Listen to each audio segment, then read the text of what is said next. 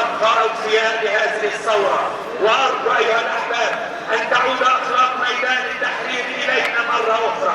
يجب أن نصمت ولا يجرح بعضنا في بعض ولا يشنع بعضنا في بعض. وأنا شخصيا